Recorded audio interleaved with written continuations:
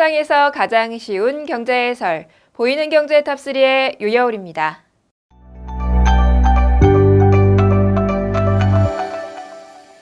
이제 종합부동산세 납부 시즌인데요. 고지서를 받아보고 전보다 오른 금액에 다소 놀란 분들도 계실 것 같습니다. 최근 국세청이 내놓은 자료에 따르면 올해 종부세 납세 의무자는 59만 5천 명, 고지된 종부세 총액은 3조 3,471억 원으로 집계됐는데요. 이를 작년과 비교하면 인원은 27.7%, 금액은 58.3% 늘어난 수치입니다.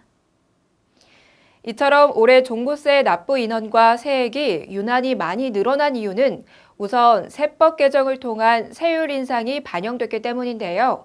바뀐 세법에 따라 기존 2%였던 종부세 최고 세율이 3.2%로 올랐고요. 세금이 갑자기 뛸 때를 대비해 완충 역할을 하는 세부담 상한선이 150%였던 것에서 200에서 300%로 높아진 영향도 있습니다. 거기다 주택가격이 급상승하고 종부세 부과 기준이 되는 공시가격 또한 예년에 비해 크게 오른 것도 종부세 대상과 금액의 증가를 이끌었습니다. 종부세 납부 방법은 12월 1일부터 16일까지 국세청 납세 자동화 시스템 홈택스나 납세 고지서에 기재된 국세계좌, 가상계좌이체, 금융기관 방문 등을 통해 가능하고요.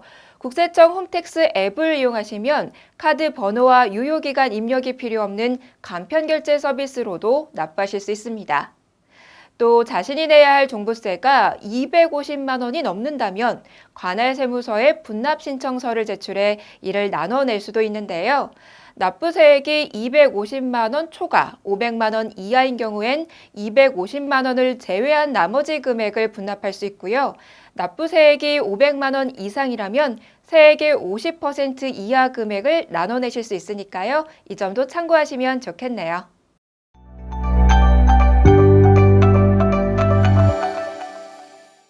저금리 추세가 지속되면서 하루만 바뀌어도 이자를 주는 파킹 통장이 인기를 끌고 있다고 하는데요. 파킹 통장에 대해 자세히 알아보도록 하겠습니다. 파킹 통장이란 잠시 주차를 하듯 짧은 기간만 돈을 예치해도 높은 금리를 주는 입출금이 자유로운 금융상품을 말하는데요.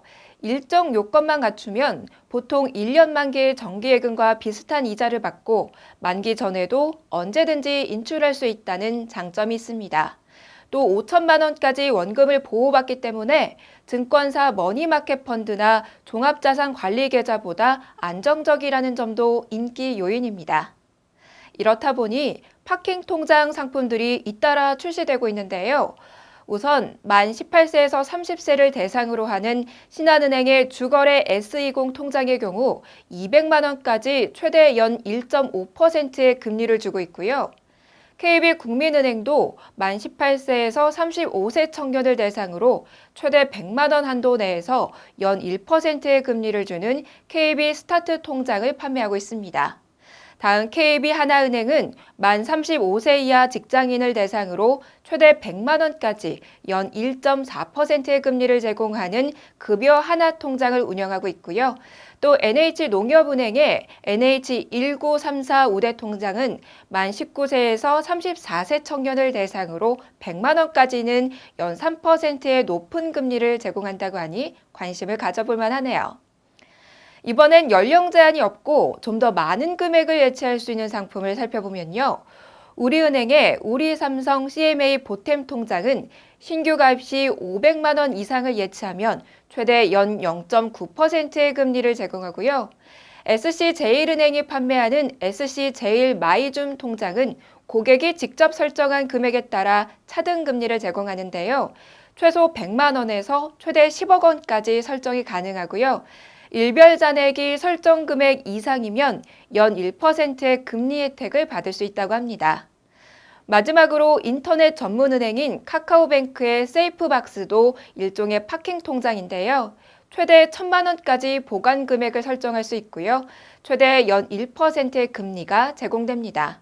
또 K뱅크의 듀얼K 입출금 통장은 최대 1억 원까지 잔액을 설정하고 1개월을 유지하면 최대 연 1.1%의 금리를 제공한다고 하니 여유 자금을 잠시 맡겨둘 곳을 찾으신다면 파킹 통장을 한번 고려해 보시는 것도 좋을 듯 하네요.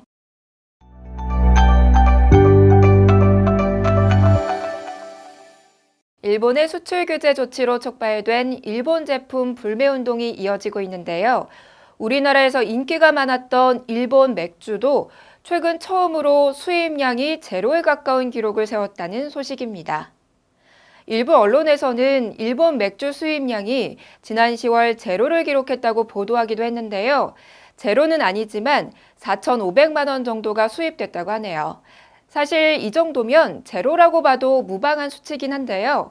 지난해 10월 일본 맥주 수입액이 8억 34만 엔, 우리 돈으로 86억 원가량이 수입됐던 것과 비교하면 99% 이상 줄어든 것이라고 합니다. 또 한 달 전인 지난 9월에는 이보다 더 적은 700만 원가량이 수입돼 전년 동기 대비 무려 99.9%의 감소율을 보였다고 합니다.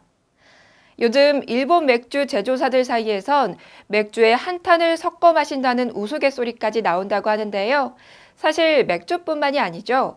보이콧 재팬 움직임에 따라 일본 여행 상품을 비롯해 일본산 자동차, 의류, 문구, 자파 등의 매출이 뚝 떨어졌는데요.